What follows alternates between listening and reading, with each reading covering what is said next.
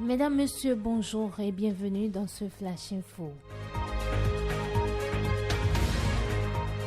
Le président de l'Assemblée nationale, Louis Vlavonou, a accueilli une délégation de parlementaires chinois de la province de Yunnan dirigée par Luo Hongjiang, vice-président du Parlement provincial. Cette rencontre facilitée par l'ambassadeur de Chine au Bénin a permis d'échanger sur le renforcement des liens parlementaires, la promotion des échanges économiques et la valorisation des patrimoines culturels. Louis Vlavonou a souligné l'importance du parler des gouverneurs, symbole de l'évolution démocratique du Bénin qu'il a partagé avec ses invités. Flash Info sur Guérite Radio.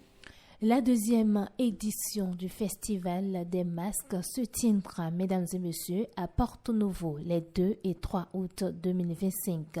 Cet événement culturel présentera des danses traditionnelles, des parades et des expositions d'art sacré. À cet effet, la Haute Autorité de l'Audiovisuel et de la Communication RAC invite les professionnels des médias à demander une accréditation en ligne sur le www.hac.bj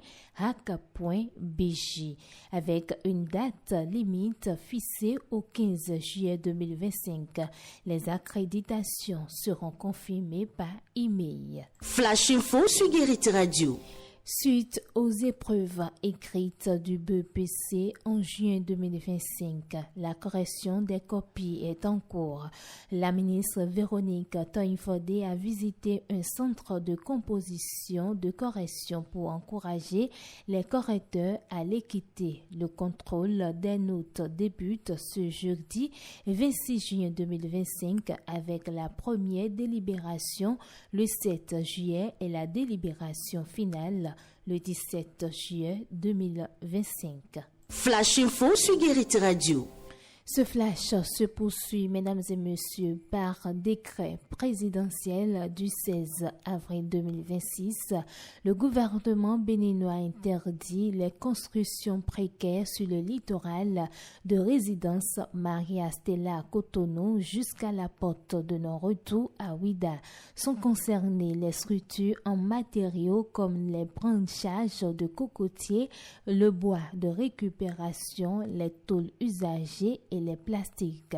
Les constructions existantes devront être démolies avant le 31 août 2025 sous peine de sanction. Cette zone s'étend sur 770 mètres de large, incluant les rives maritimes et lagunaires. L'objectif est de préserver l'esthétique, la sécurité et le tourisme. Seules les baraques temporaires de chantier seront tolérées à condition qu'elles respectent l'harmonie visuelle. Flash Info sur Guérite Radio. Et pour terminer ce flash, mesdames et messieurs, sachez que le mardi 24 dernier, un événement choquant s'est produit à Z dans le département de l'Atlantique. Un bébé a été retrouvé vivant au fond d'un WC à une profondeur d'environ 10 mètres. La fillette avait été abandonnée dans des conditions terribles. Selon les informations de Le Potentiel, ce sont des enfants du quartier qui ont alerté les premiers après avoir entendu des pleurs venant des toilettes d'une maison non clôturée. Les habitants se sont rapidement mobilisés, utilisant des outils de fortune pour briser la dalle en béton.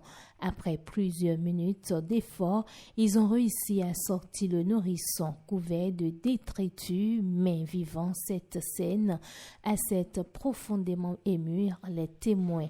La Croix de Zinvier transportée d'urgence à l'hôpital de la Croix de Zinvier, la petite fille a été immédiatement prise en charge par une équipe médicale. Son pronostic vital n'était pas engagé au moment de son admission selon une source hospitalière.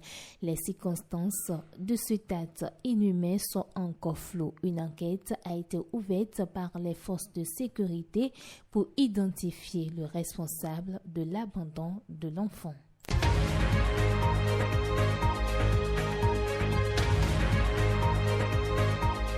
C'est la fin de ce Flash Info sur Guérit Radio. Merci de l'avoir suivi. Présentation Bérangère Boléan, mise en onde assurée par Didier Assoba.